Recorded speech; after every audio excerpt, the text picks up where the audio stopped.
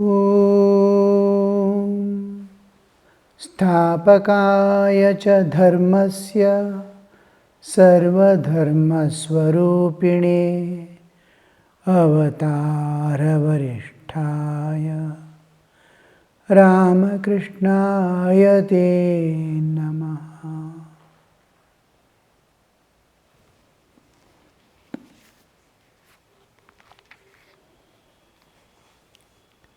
Sri Ramakrishna has come to Nandan Bagan Brahmo Samaj temple. He is accompanied by M. Rakhal and other devotees. He was first made to sit below in the drawing room, then he was taken to the first floor where there is a temple.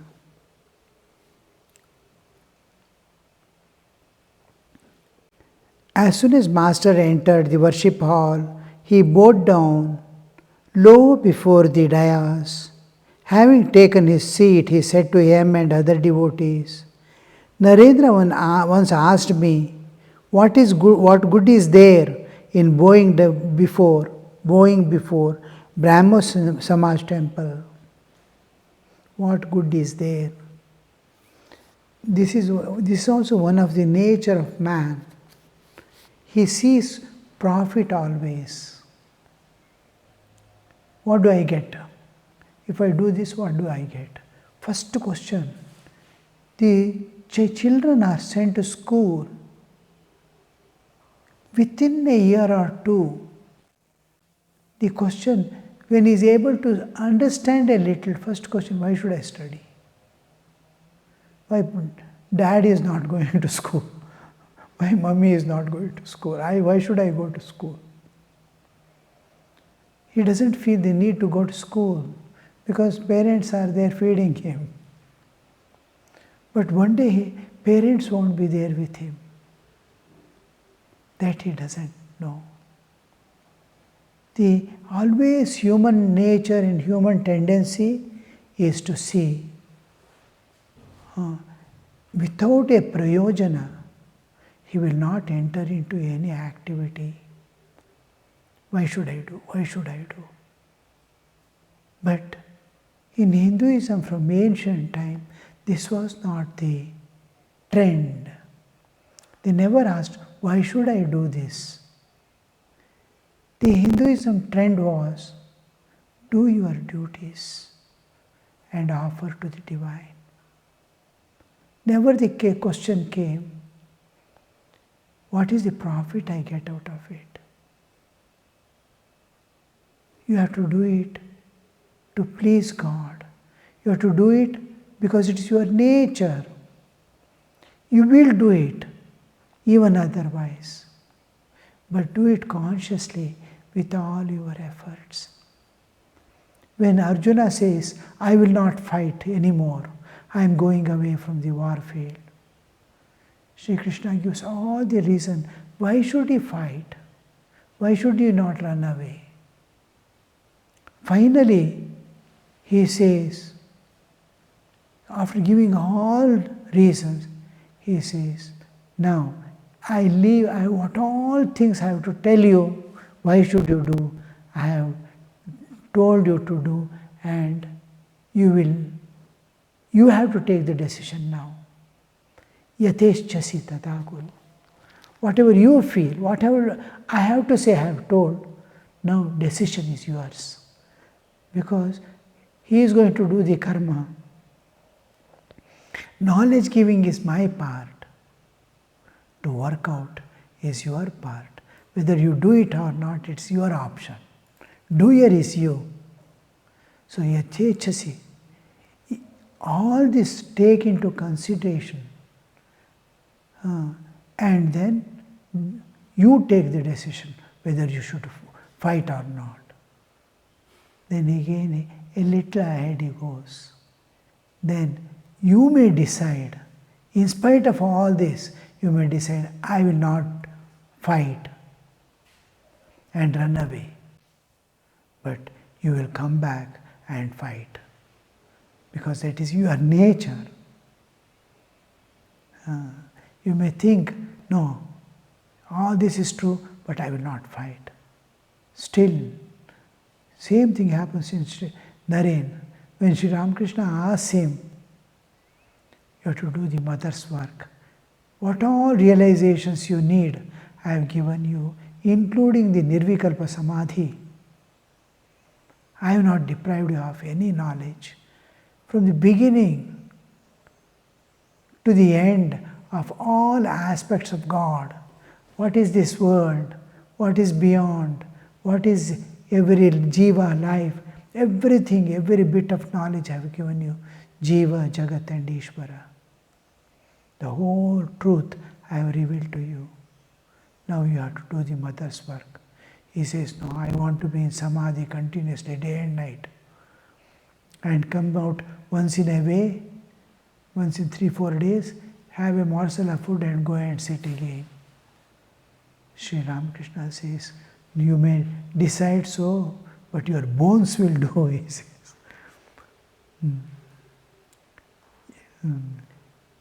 Yan nechasi, yan mohat. Bhagavad Gita, Krishna says. Because of moha, you may say, I will not do. Avishyam karishyasi. You will do it because it is your nature. You may not do now, you will start doing it later on. But I have planned everything in a suitable way. Now if you fight, I will be working and you will be getting the credit. Be a nimitta only, nimittam matram, bhavasavya sachin. Become only an occasion. I am fighting, you are not fighting. Know that I am doer, not you. So here also, Sri Ramakrishna we see, Naren is asking, Sri Ramakrishna, once Naren asked, what is good of bowing down to the dayas of Brahmo Samaj? Because there is no image or anything, and bowing down before anything is prohibited in there. This one. No nama rupa. So, but his nature is such that it will come out. You may suppress, one day it will come out with all force and with vengeance as if it will come out. So here we see the whole thing taking a different shape. So here we see your evolution is more important than profit. Why Hinduism insisted upon the duties? Kartavya. Where are you? What is your station? What are your duties? You are a brahmachari, you have certain duties to perform. You have some responsibilities to discharge. Do that. You are a sannyasin, there are duties and responsibilities for you to discharge. You are a grahastha, yes, there are duties and responsibilities. Wherever you do, don't see the result at all. Specifically, Krishna says this to Arjuna. Phalapeksha, give up. Karma adhikara alone you have. Karmanyeva adhikaraste ma phaleshu kadachana. Don't aspire or ask for any kind of return, because taking return and action is karma. You are wound already, you are sufficiently wound, you are in the clutches of karma. You have to release from karma now. You have to evolve to your divinehood. Evolution is possible by discharging your duties without any expectation. Any expectations takes you to the process of involution, not evolution. The whole world is running after the effects. What do I get? What do I get? I want. And what do they want? Not release from the samsara, not release from the bondage, not release from the sufferings. but he wants enjoyments. That's why in Mahabharata he says, these people want the fruit of good, they never do good. And what is not to be done, bad they will do, and they don't want the fruit of bad. And this is the nature of man.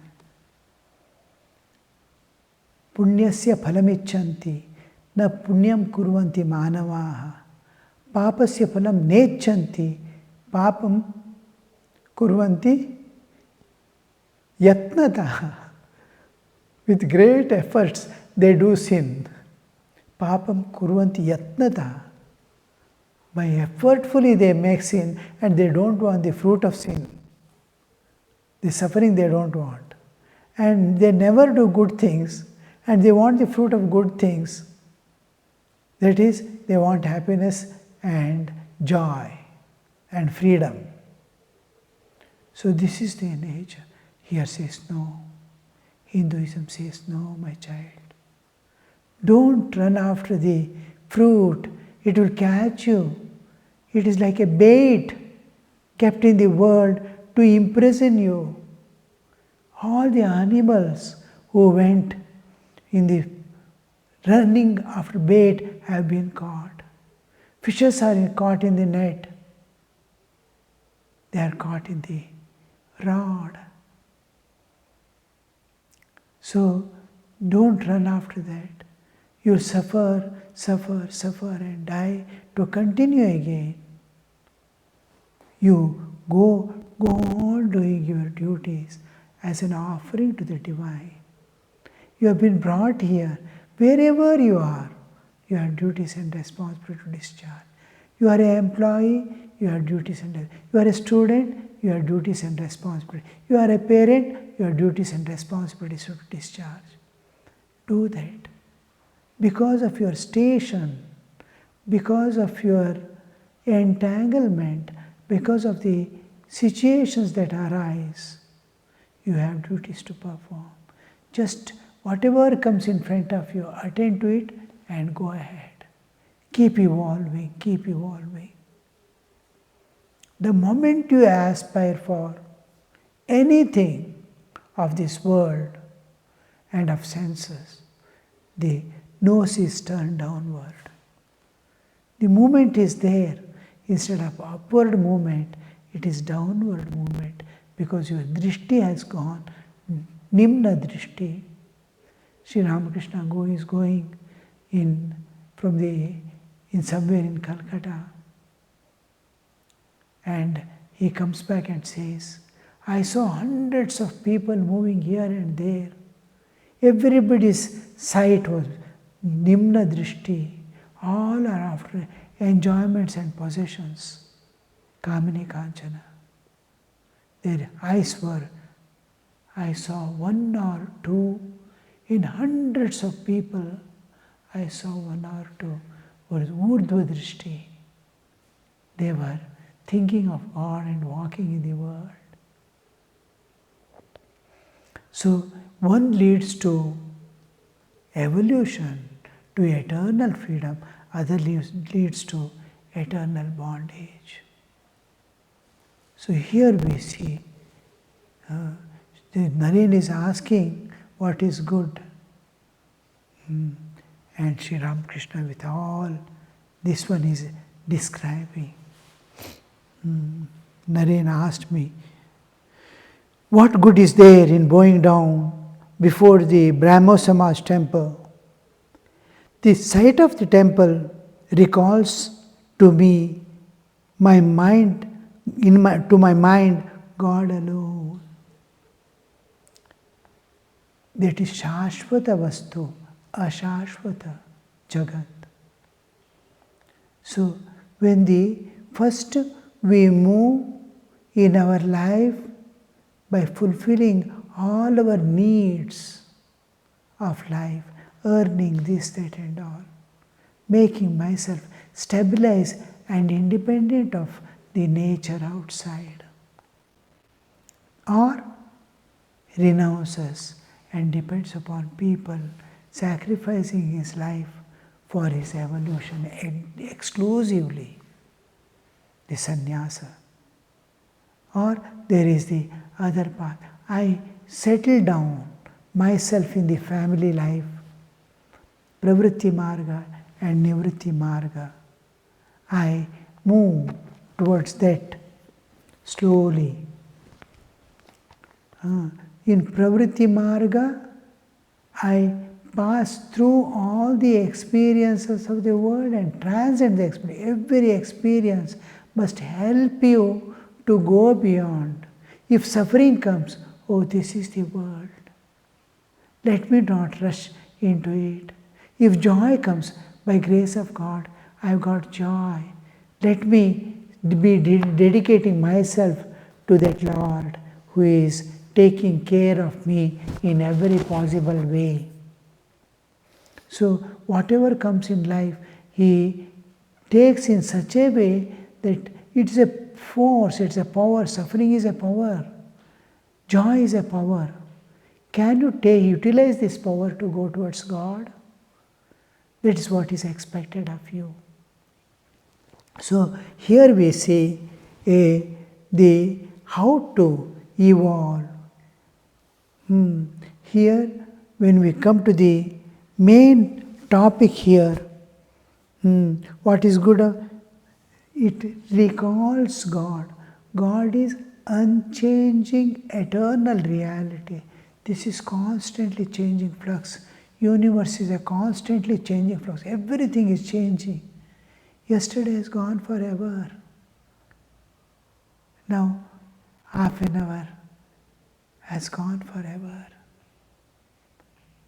The past half an hour we spent has gone away, never to find again. It is flowing. It is constantly changing flux. My body is changing. I took birth. I am growing up. I am coming to the old age. I am going to leave the body and go away. Everything is changing. What to hold on when everything is changing? I have to hold on to something which is not changing. A vehicle is running. The wheels are running. You see, the wheel is running. Every wheel is running.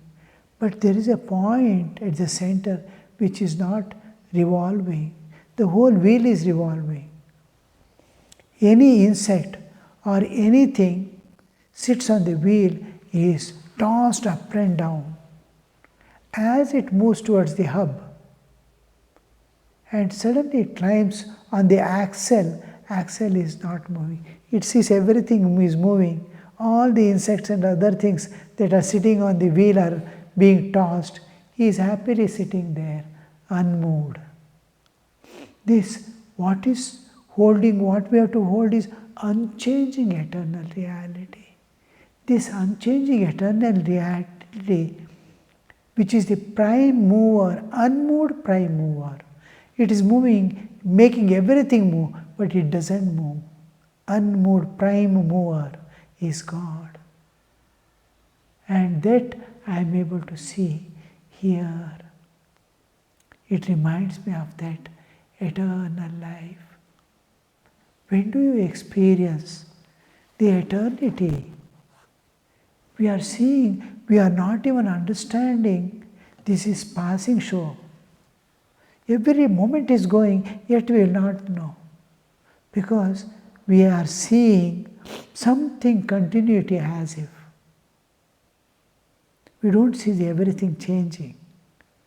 I am seeing continuity.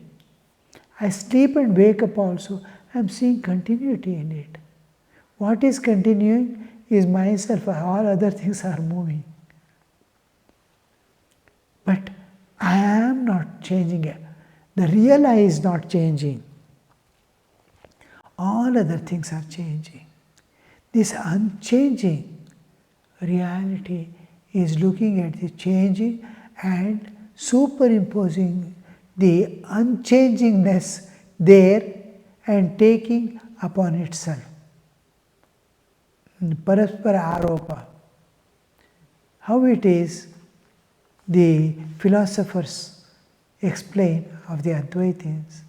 Moon is looking at the ocean. It sees its own image in the ocean.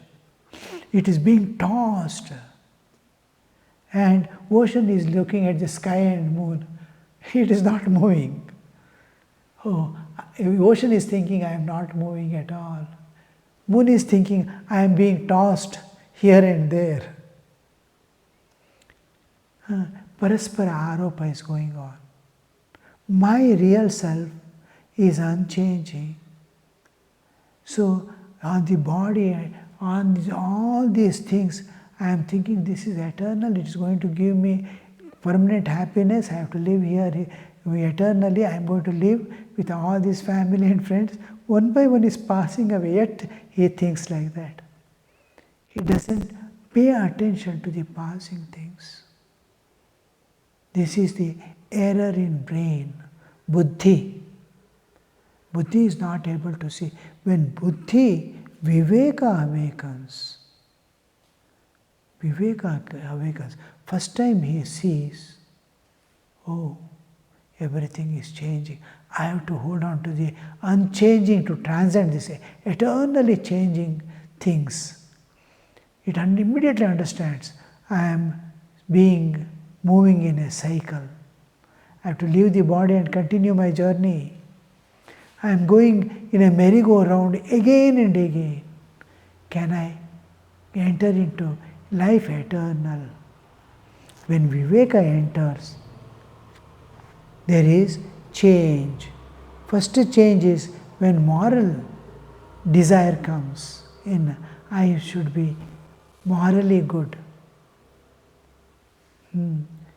You see, the running after all the needs of life slowly makes us slip into the comforts and enjoyments. All animals and all are satisfied with the bare needs of the body.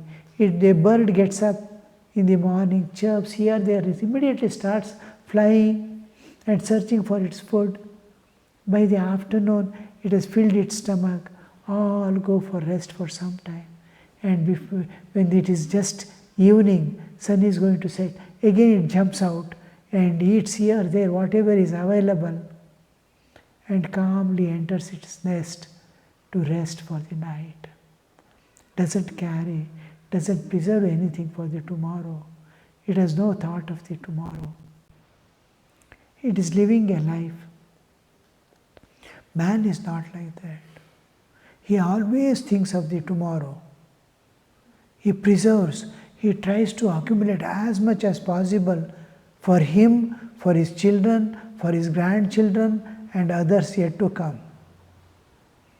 All these arrangements he wants to make, earn and keep. This tendency in man, how the needs is there, absolutely necessary. I must find my food. I must earn for my living. It is absolute necessary. But to run after more, greed comes into picture. I have to make arrangement for tomorrow also. When the bird is keeping the young ones, when its egg hatches and small ones are there, it is not satisfied with the food that it eats and comes away. It carries in its beak some food for its baby also. Sri Ramakrishna tells about this. When birds have young ones at home, it preserves, you see, at least in the mouth, to feed the children. Like that, I have to make arrangement for my family for tomorrow also. But to fall into that with greed, I have to make arrangement for the necessities. One day my grandchildren will be born and I want to make arrangements for all that. And more than what my need I am aspiring for, it becomes greed. How they slowly slipping down into everything is satisfied, I want comforts now. I cannot work anymore. If a new machinery comes which can grind food for me, immediately I run after that. I don't put my energy, physical energy anymore. Comfort. So slowly, from need we go to the enjoyments and comforts, and then to the luxuries. So how this slipping down here comes into picture? Moral discipline. Oh no, I should not be greedy. I must preserve for tomorrow, but not be greedy. I should enjoy my life to the limits that it doesn't harm me. It doesn't harm others. So everything has a limit, and then the restraint comes into life. This is moral. In moral, good and bad comes into picture. What is good, what is bad. What is right, what is wrong. What is righteous, what is unrighteous. This is moral. In moral, he is saved from a fall, but there is no evolution. Then slowly comes into picture Viveka. Viveka Vairagya. Viveka and Vairagya go together. The Viveka, it doesn't see good and bad, right and wrong. It sees eternal and temporal, ephemeral and eternal, Shashvata, Shashvata. This is climbing to another level of understanding. From moral standards, he is going to the spiritual standards, eternal and temporal, real and unreal, Satya Anrita, Satyanrita Viveka, Nityanitya Viveka. So Viveka comes, he tries to hold on to the real. He wants to see God. So wherever he sees, Sri Ramakrishna is telling, Dayas reminds me of God, which is unchanging eternal reality, for which we all are aspiring for. Every jiva is aspiring for three things. I want to be happy. I want peace. I want freedom. These three things. I want freedom. These three, you search in the world, you will not get. There is no happiness. There is no peace. It is within. He is searching without. So he will never get. One day he will turn to higher realities. He turns inward and begins his journey. So here Sri Ram, God concept, how it evolves, you see, in Jiva's life. Om Shanti Shanti Shanti Harihi Om Tat Sat Shri Ramakrishna Arpanamastu.